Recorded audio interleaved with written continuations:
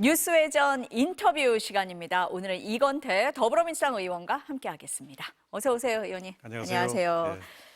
네. 2차 종합특검 후보 추천 얘기부터 좀 해보겠습니다. 민주당이 전준철 변호사를 추천을 했습니다. 김성태 전 쌍방울 회장의 변호를 맡았던 변호사입니다. 의원님이 강도 높게 비난을 하셨는데 어떤 점이 문제다 이렇게 보십니까? 이걸 얘기하려면 23년 9월 달에 윤석열 검찰이 이재명 당시 대표를 구속하기 위해서 영장을 청구했고 우리 민주당의 그 체포동의안 가결, 반란이 일어나가지고 결국 영장 심사를 받게 됐죠. 근데 법원이 다행히 영장 기각을 해서 저희 당이 위기를 넘겼습니다만은 그때 우리 당원들이 엄청나게 분노했습니다. 우리 당이 정말 큰 위기에 처할 뻔했죠. 그런데 그때 그 영장 청구의 근거가 된 게 김성태 쌍방울 회장의 진술이었습니다. 그런데 그때 법무부인 광장의 변호인으로 김성태의 변호인으로서 활동을 했는데 그 변호인 중에 한 명이 이 전준철 변호사였던 겁니다. 그러니까 김성태 쌍방울 회장이 우리들 생각은 자기가 살려고 자기 형을 낮추려고 이재명 경기지사를 끌고 들어갔는데 그 변호인을 우리가 특검 후보로 추천한 거예요. 그러니까 대통령 입장에서 봤을 때는 정말 황당하기 그지없고 엄청난 실망감과 배신감을 느꼈을 거예요. 그리고 그간에 이제 우리 당에서 조작기소 대응 특위를 만들어서 이 조작기소 진상을 밝히고 책임자를 처벌하자 강력하게 추진하고 있었거든요. 이 당론하고도 정면으로 배반되는 당론에 대한 반역이다. 저는 이렇게 규정했던 거죠. 민주당 많은 의원님들이 지금 의원님 말씀하신 것처럼 민주당에서 보는 대표적인 조작기소 사건이다라고 그렇습니다. 보고 있는데 그걸 했던 변호사를 어떻게 추천을 하느냐 이런 말씀이십니다. 지금 이성윤 최고위원이 추천을 한 걸로 다 알려져 있고 이성윤 의원은 결과적으로 자신의 잘못이다라고 인정은 했습니다. 그런데 윤석열 검찰총장 시절에 소신을 굽히지 않았던 강직한 검사였다라고 또 감싸는 듯한 발언도 하고 있습니다. 어떻게 보세요? 전 대단히 부적절한 말씀하셨다고 생각하고요. 쟁점이 다릅니다. 중앙지검 반부패 부장을 할 때 윤석열 총장으로부터 탄압을 받았다. 그걸 얘기하는 게 아니거든요. 그 후 사표를 쓰고 변호사로 활동하면서 김성태 변호인이었느냐. 이게 중요한 거거든요. 김성태 변호인이었으면 그 자체로서 특검 자격이 없는 겁니다. 그런데 김성태 변호인 여부를 논하는 이 쟁점에서 벗어나가지고 예전에 이 사람이 윤석열로부터 탄압받은 사람이다. 그걸 얘기하는 거예요. 그건 전혀 대답이 될 수 없습니다.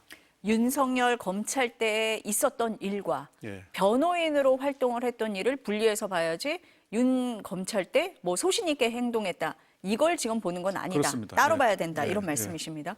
이성윤 최고위원은 2명을 추천한 걸로 돼 있고 정청래 대표가 그중에 1명을 선택을 한 겁니다.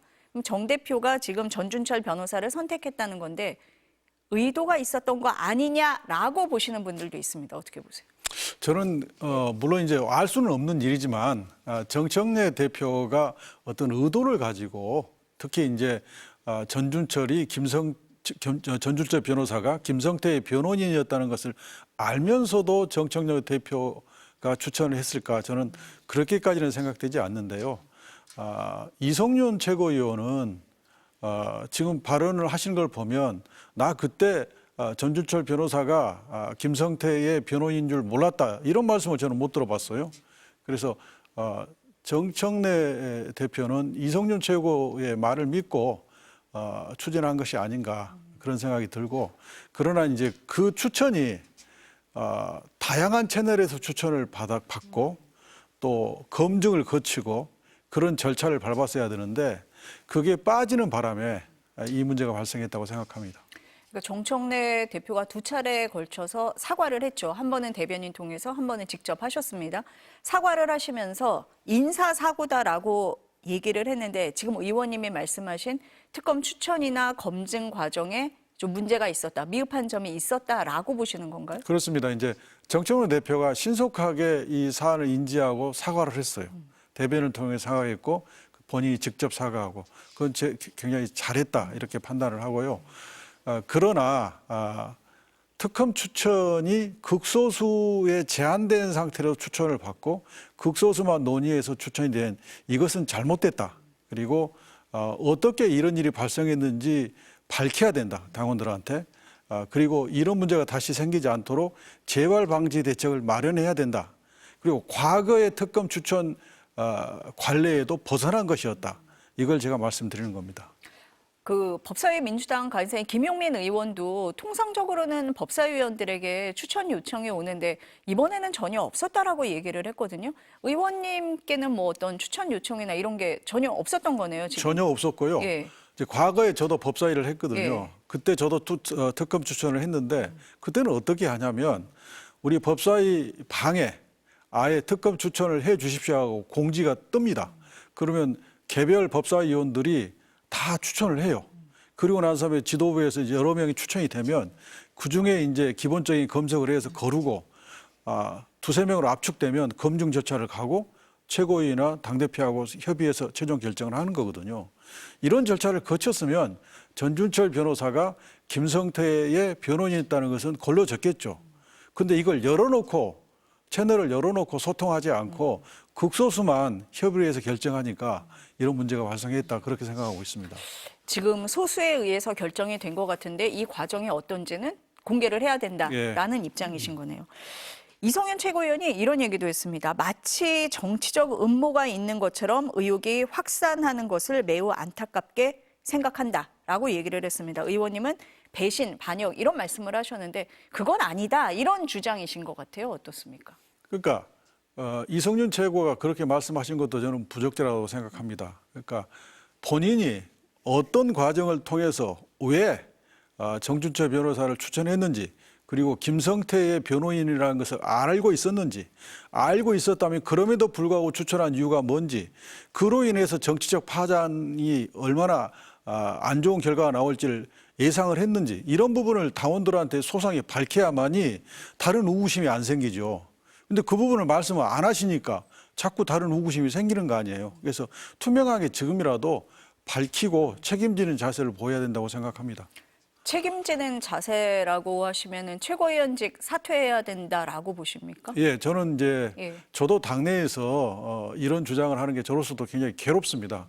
그러나 저는 대장동의 변호인 출신이고 그간의 조작기소 특위의 부위원장으로서 이 진상규명과 책임자 처벌을 지속적으로 요구했던 사람입니다.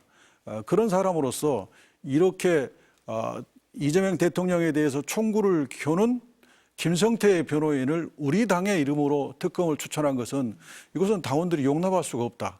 그러면 이성윤 최고가 본인이 추천했다고 인정을 했으니 그러면 이성윤 최고는 책임을 져야 된다. 그 책임지는 방식은 단순 사과로 이것을 지나가기는 너무 큰 사안이다.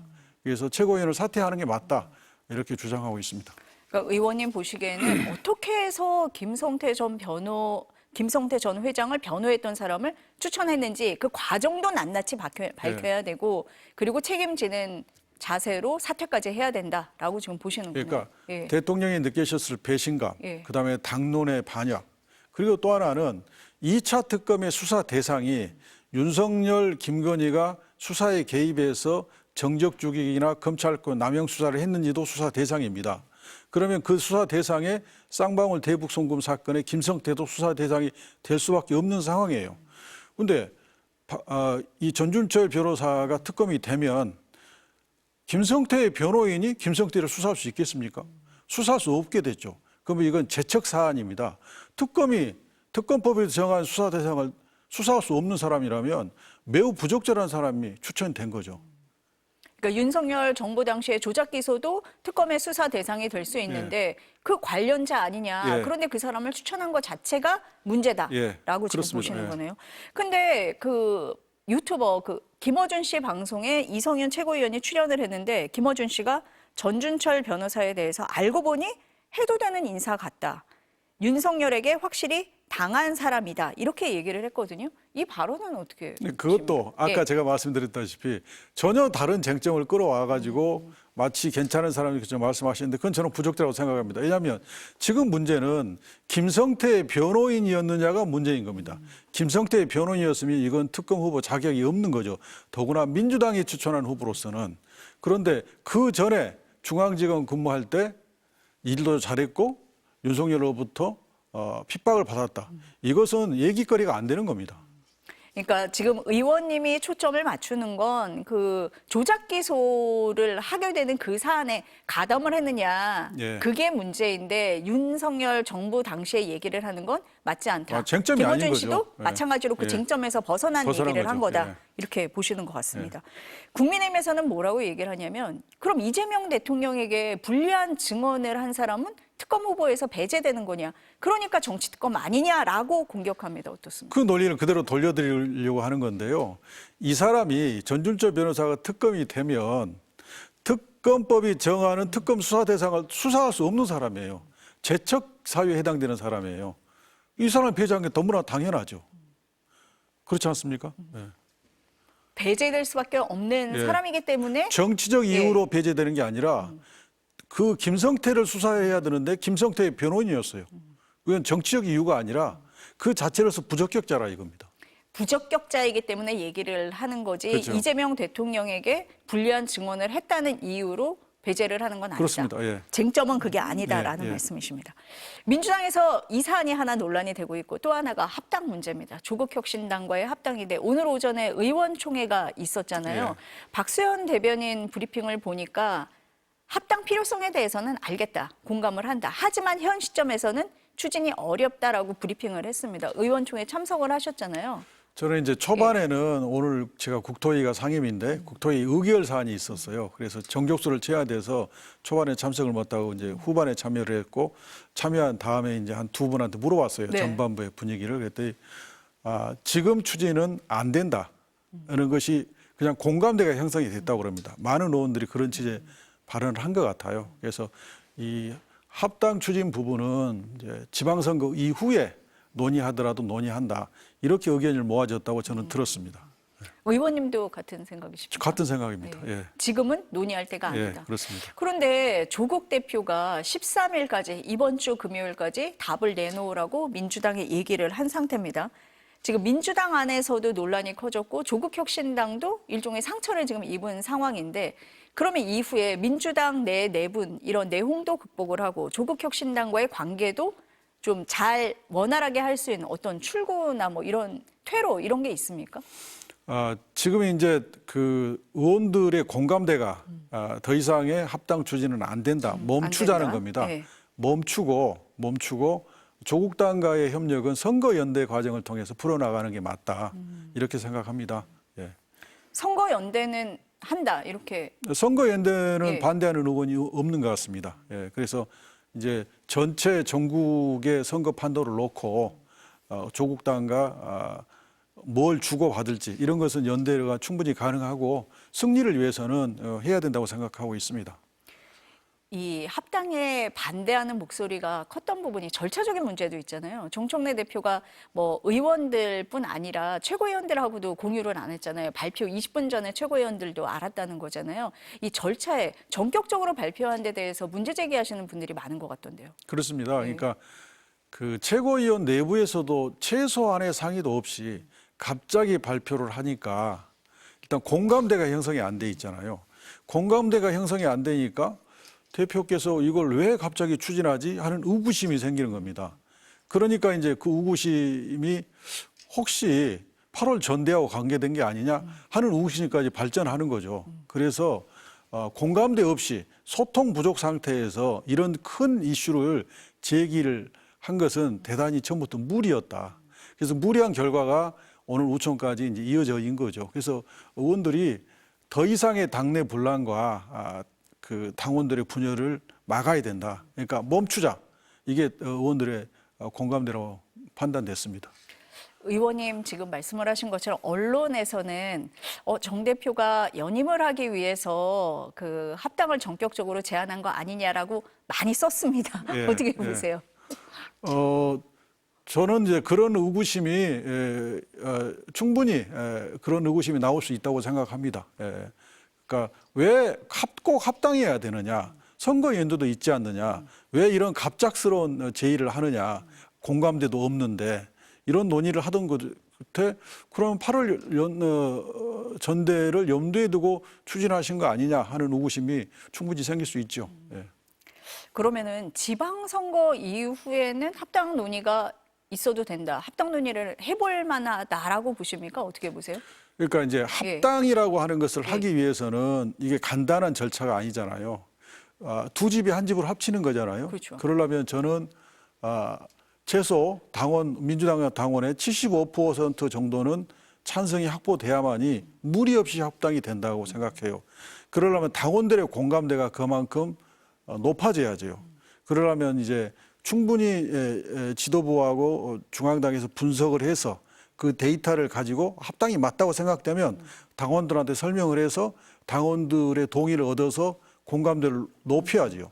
그리고 정책도 조국 혁신당의 정책과 민주당의 정책이 차이점이 있는 부분은 토론을 해서 정책을 하나로 어디까지 합칠 수 있는지도 논의를 해야 되고 또 그 과정에서 정책 연대를 한다든지 이럴 필요도 있고 그래서 당원들이 공감대가 형성이 되면 저는 합당할 수 있다고 생각합니다. 그런데 그걸 막 무리하게 지도부가 방침 정해서 당원들의 공감대가 형성되지도 않았는데 무리하게 하면 그건 불가능합니다. 예.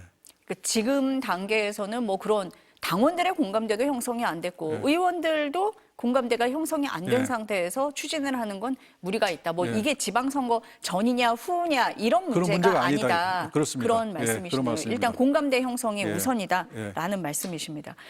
최근에 이제 언론이 명청 갈등 이런 얘기를 많이 써요. 민주당에서는 쓰지 말라고 하는데도 많이 쓸 수밖에 없는데 지금 이재명 정부 출범한 지 1년도 안 됐습니다. 그런데 당에서 이재명 정부 청와대를 지원하는 게 아니라 오히려 엇박자를 내는 거 아니냐라는 시각 때문에 그렇습니다. 어떻습니까?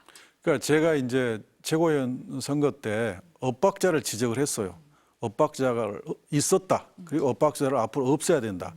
그러면 당청 간의 소통을 강화해야 된다. 이런 말씀을 드렸는데 최근에 이제 우리가 주가지수 5천을 달성하려는 그날 합당 발표를 했잖아요.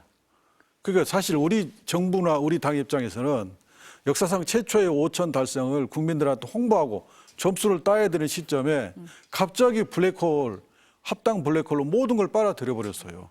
그러면 이재명 정부 입장에서는 국정 홍보의 기회를 놓쳐버린 거죠. 이래서는 안 되는 겁니다. 그리고 지금 우리 이재명 정부가 할 일은 내란 청산 확실히 해야 되고 개혁 입법, 민생 입법 그리고 이재명 정부에는 확실한 지원 이걸 당에 바라고 있잖아요. 그런데 지금 이 합당 문제가 나온 이후에 지금까지 당이 아무것도 못하고 있습니다.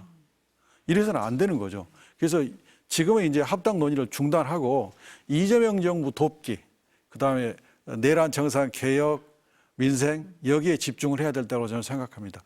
당이 여당으로서 해야 될 본연의 임무에 집중할 때라고 생각합니다.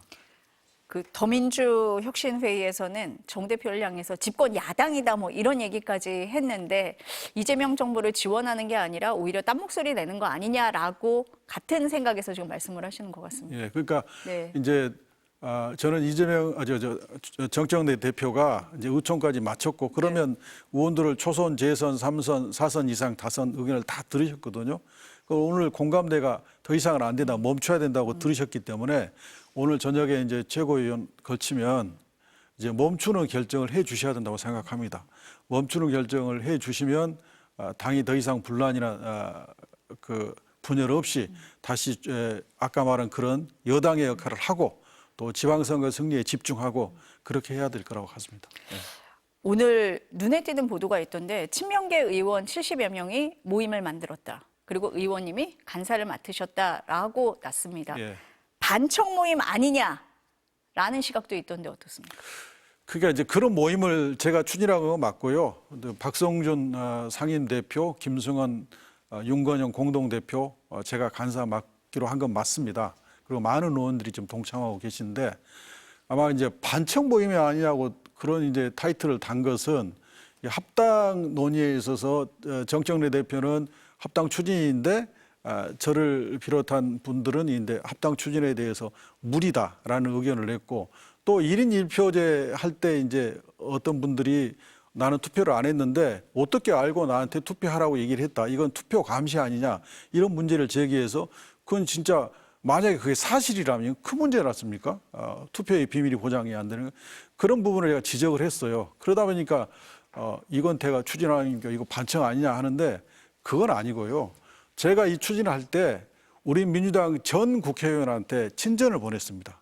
그리고 다 문자를 보내서 제가 이런 모임을 추진하고자 하는데 함께 하실 분은 저한테 연락 주십시오. 신청을 받아서 했기 때문에 이것은 개방형 의원 모임입니다. 네. 개방형인데 결과적으로 보니까 의원님과 비슷한 생각을 가지신 분들이 모이게 됐고 그래서 반청 아닌가라고도 해석이 될 것도 같은데요. 뭐 저는 그런 해석에는 동의를 하지 않는데요. 네. 아무래도 저하고 이제 친한 분들이 또 많을 수도 있고 그래서 뭐 그렇게 보는지는 모르겠는데 저는 일부에 국한돼서 모임을 하자고 한 건 아니고 완전히 다 열어놓고 우리 168분의 민주당 의원 전원한테 다 연락을 해서 신청을 받았습니다. 개방형 모임이다. 네. 그렇게 이해를 하겠습니다. 오늘 말씀 여기까지 듣겠습니다. 감사합니다. 감사합니다.